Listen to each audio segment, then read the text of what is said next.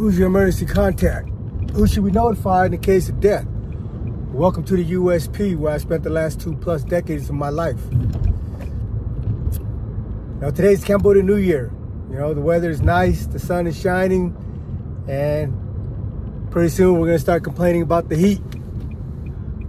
We just got over, it's a pretty cold winter, but not a lot of snow or rain, but it was freaking cold and it seemed like it was never gonna end. But like I said, we're gonna be complaining about the heat pretty soon. I am now already. It's hot here. But you know, it's been around 18 months since I've been home, and you know, sometimes, well, last night,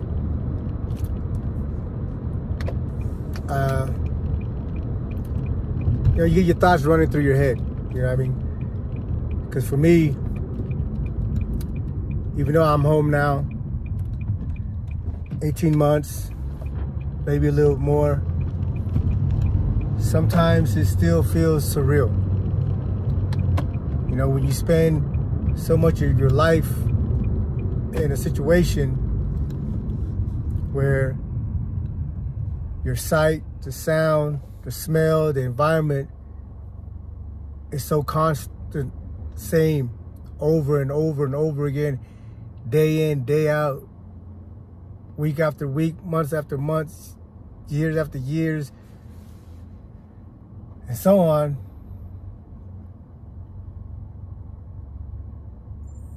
You start to wonder if, like, the life you had before that was actually real. And you know, there's moments when I'm out here that, you know, whether, you know, it doesn't matter what I'm doing, but there's just moments out here where I'm just like, wow, I'm really out here. I'm really doing what I'm doing. And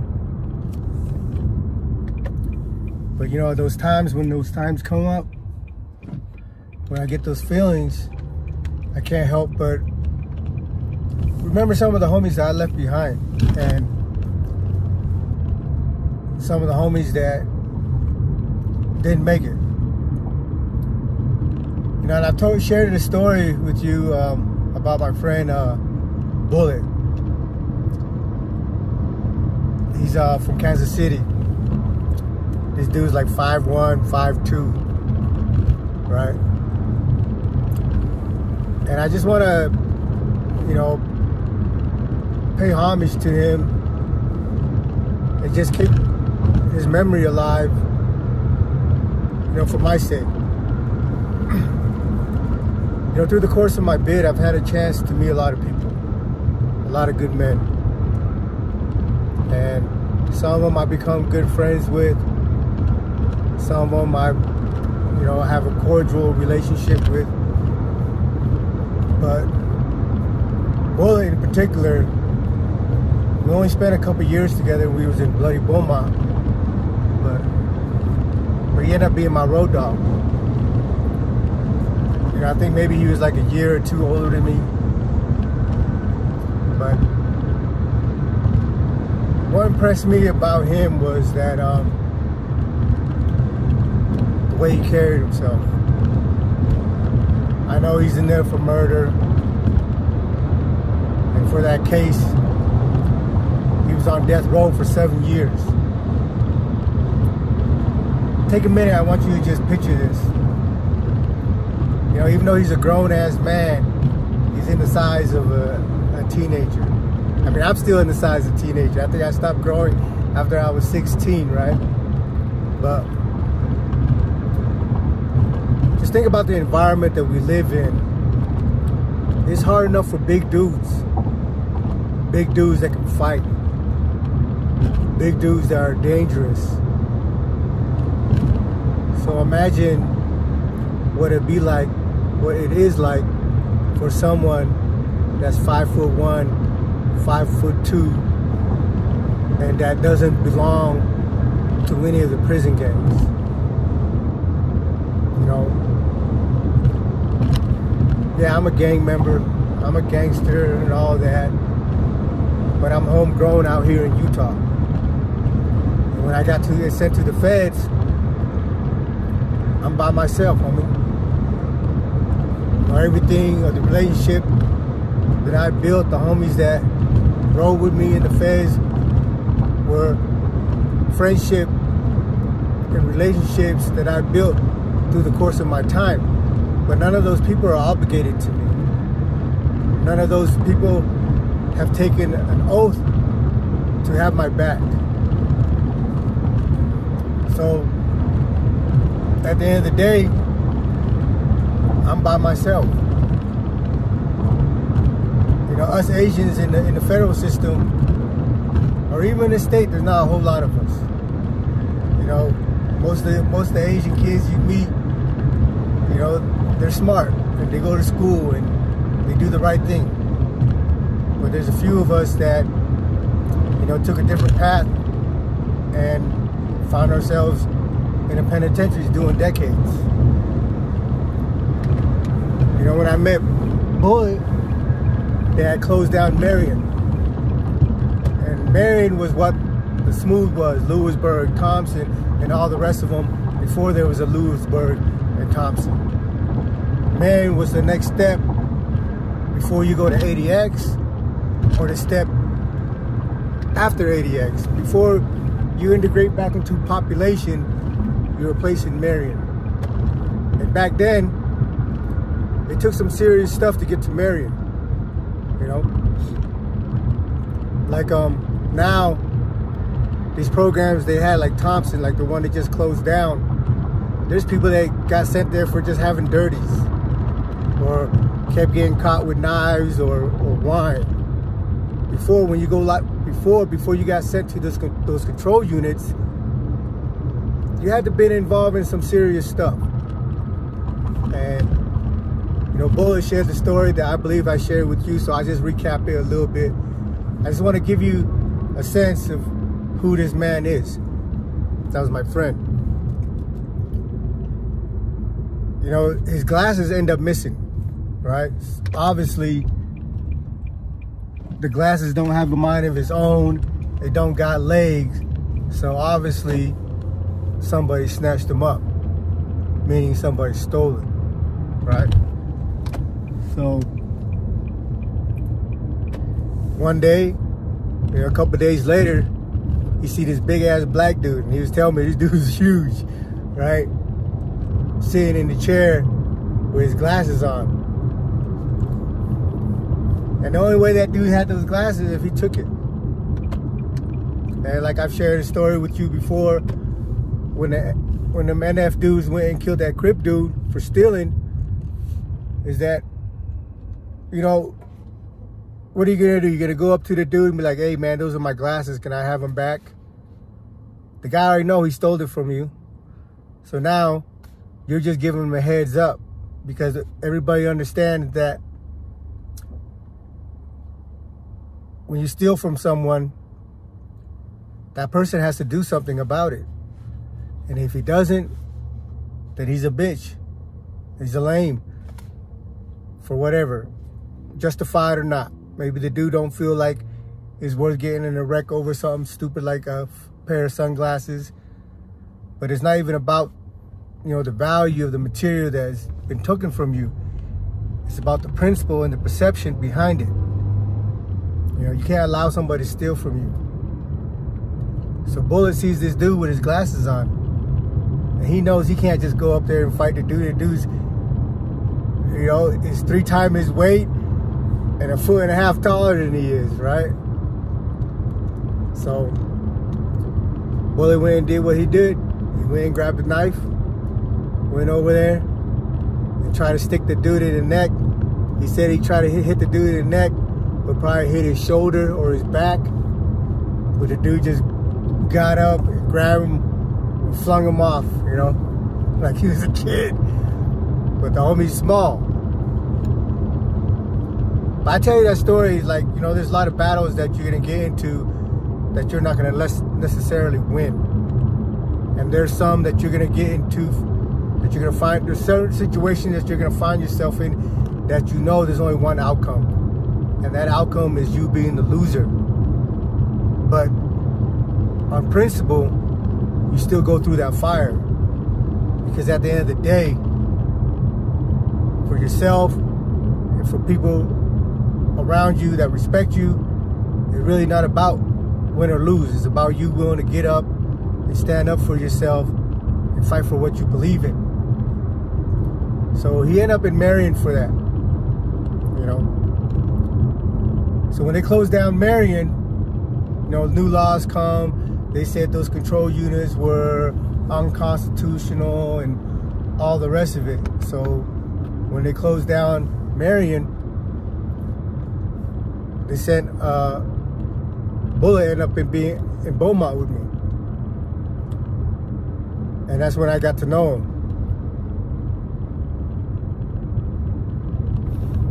You know, me and him used to walk the yard and do push-ups. We walk the track and we do push-ups. But when we are walking the track, when we get down and do push-ups, I'm facing one direction, he's facing another. He's facing, you know, direction behind me, watching my back, while I'm watching his back while we're down there, you know, pumping away. And you know, I really didn't the way I lived in there didn't really resonate with me because it was the norm. This is what you had to do. But on every yard, but especially in Beaumont, you always had to be on guard. You always had to be ready for anything and everything that comes your way.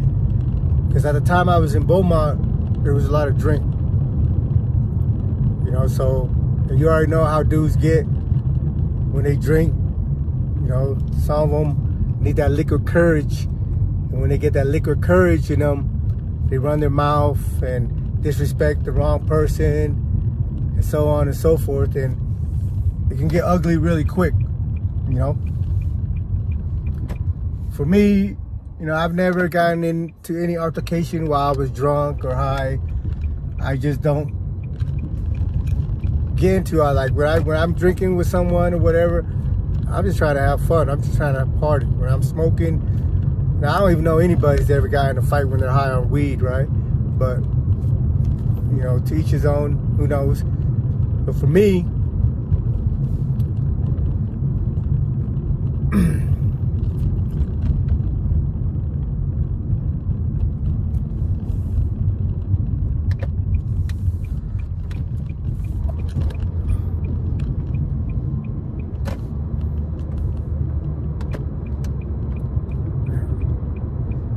so, you know, Bullet's my road dog. So we go out, we walk the track, we work out together, we play handball together. But at the time, he was living up in CB, across and upstairs from me, or DB. I was in CA downstairs, and he was with his co-defendant, dude named B, and that's the homie. And the reason I'm telling you the story right now is because, you know, B and a couple other dudes that was on that case, they all had life sentence, but I just found out that B is in the immigration right now, ready to get released. And he's been down over 30 years already. They caught their case back in 94, 95, you know, so it's been a long time coming. And yeah, I got the phone call. You know, one of the homies called me the other day, and it was telling me that that B was in INS and that he didn't get out. And that made me think of Bullet. Because, you know, if B got out, then Bullet would have had an opportunity to get out too. But in 2017, he decided to unalive himself.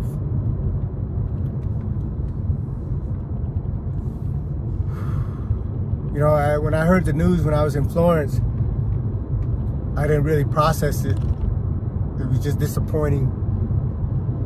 And really, from my perspective, like,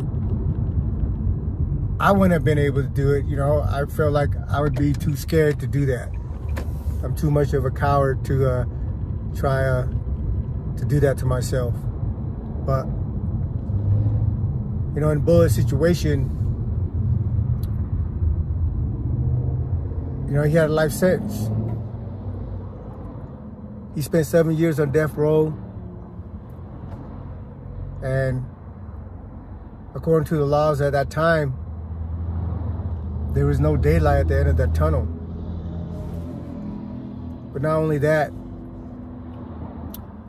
you know, but no, he didn't have any communication with his family. You know, an old girlfriend of his from back in the days when he was a kid reached out to him and wrote him here and there, but, you know, she's married and got kids and all that stuff. But for the most part, he was by himself. You know, for me, I was fortunate I had my wife to write, and I was always able to call home to one of my homeboys if I needed something. And they always made sure that I got everything I needed, right? But for Bullet, you know, the 2 years that I was there with him, he didn't get too many letters. Like I said, you know, an old girlfriend reached out to him, and then maybe one of the homeboys hooked him up with another girl to write. But he was on his own, man. And he's been on his own since he was a teen, like 18, 19 years old. He's been in there just like how I was.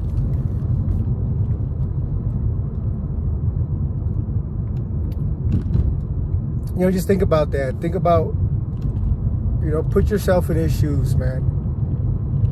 You're doing a life sentence by your motherfucking self. And you're a little dude. But you're not in just any prison. You're in the most violent prison at the time in the federal system. It was so bad. You know, they nicknamed Beaumont Bloody Beaumont.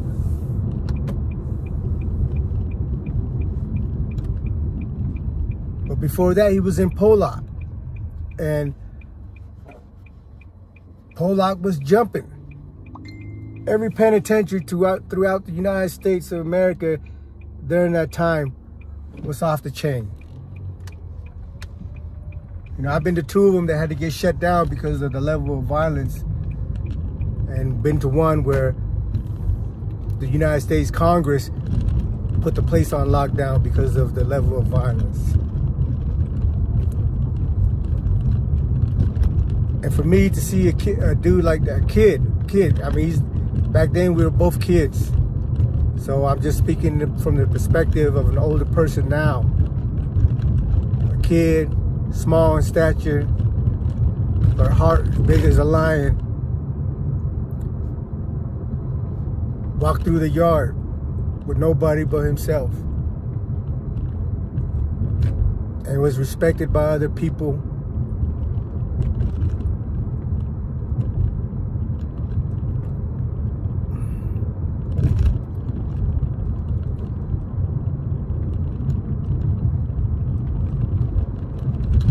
You know, sometimes, you know, like for me,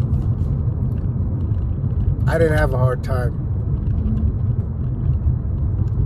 You know, I fully bought into the life that I was living, and it was just another part of my journey.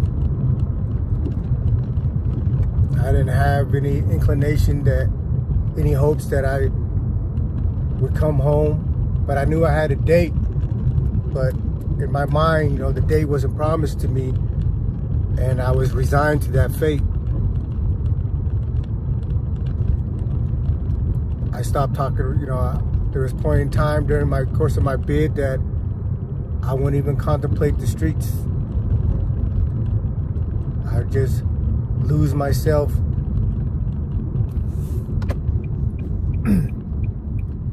in my environment and get through the day.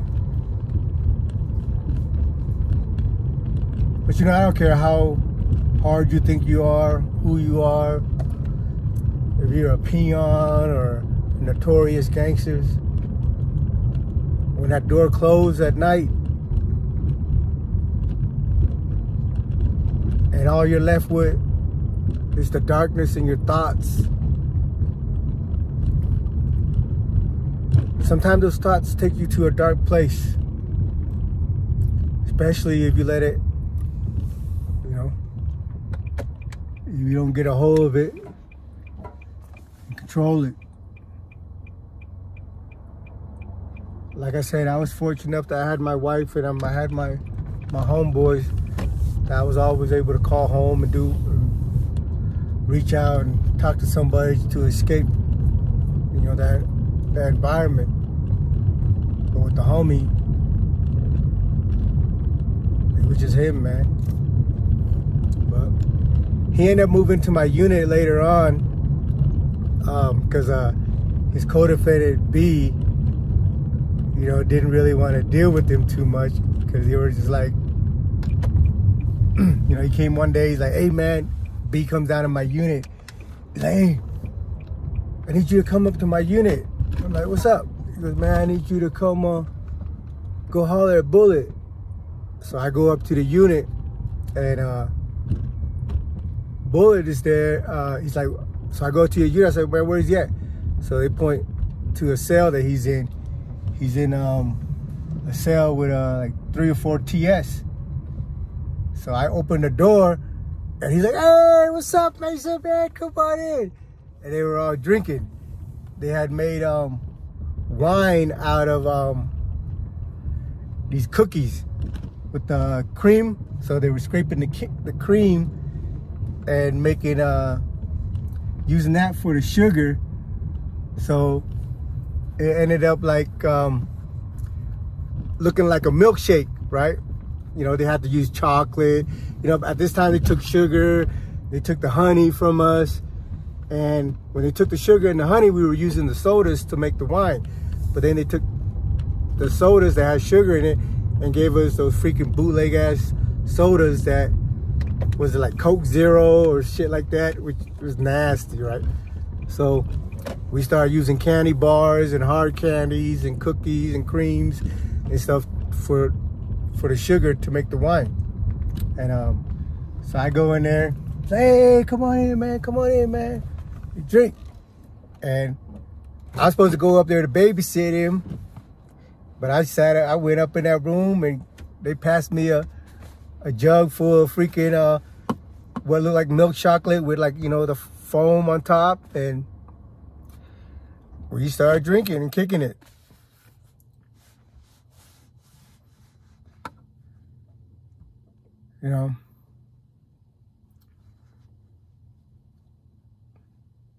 But his co-defendant, he had a life sentence too, but he wanted to program and he wanted to stay out the way, and he didn't want to keep an eye on Bullet, so Bullet ended up moving downstairs into my unit.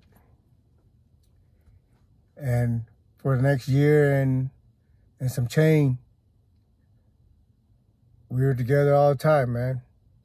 Doors crack at 6 o'clock in the morning. We'd be up, suited and booted, our knife on our person, moving around. We'd be out in the yard playing ball together, playing handball, basketball, shooting pool. They had pool tables in Beaumont. And, he wrote me later, after we got split up, after they closed down Beaumont. They sent him somewhere and they sent me to Atwater. I got a letter from him, a couple years later. And he was like, man, the funnest time I had in the penitentiary is when we was in Beaumont.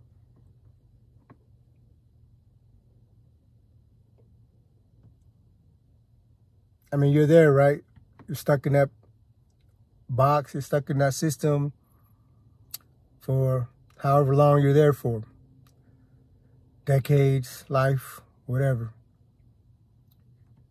You just try to make the most of it. You just try to find a little laughter here, a little giggle here,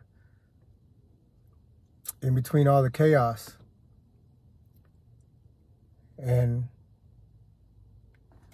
yeah, I enjoyed my time that I was there with Beaumont, that I was there with Bullet.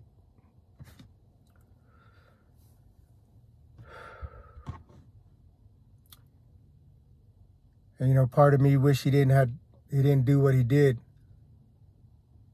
You know, he could be coming home now like his co-defendants are. But, you know, I'm not here to judge him. I'm not here to say one thing or another. And in reality, if I was in his place, man, I wouldn't put it past myself to contemplate the same thing. You have no family out here. You're in there by yourself. You're going to be in there forever.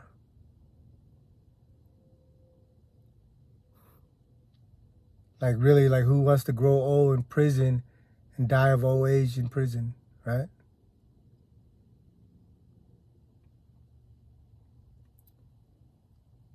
So I just wanted to share with you, you know, the relationship that I have with my friend Bullet. And I do hold him in high regards. It's a harsh environment that we were in for all them years. And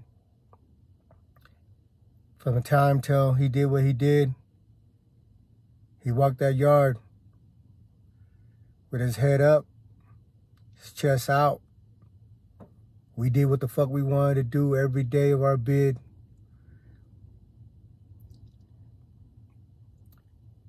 We were respected. He was respected. We built a lot of relationships and a lot of friends, even though in Beaumont there was only a few of us. But there was always other groups that belonged to, you know, gangs, different gangs that anytime that it looked like we were about to get into something, they'd pull up and like, man, we got you. What's up? And these people, these men, they don't offer those types of assistance or aid if they didn't care about you, and most importantly, if they didn't respect you. So Bullet, wherever you are right now, brother, I hope you're able to find peace, man.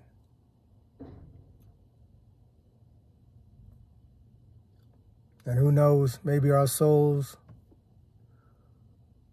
will cross paths again. And this time, you'll be in a better situation.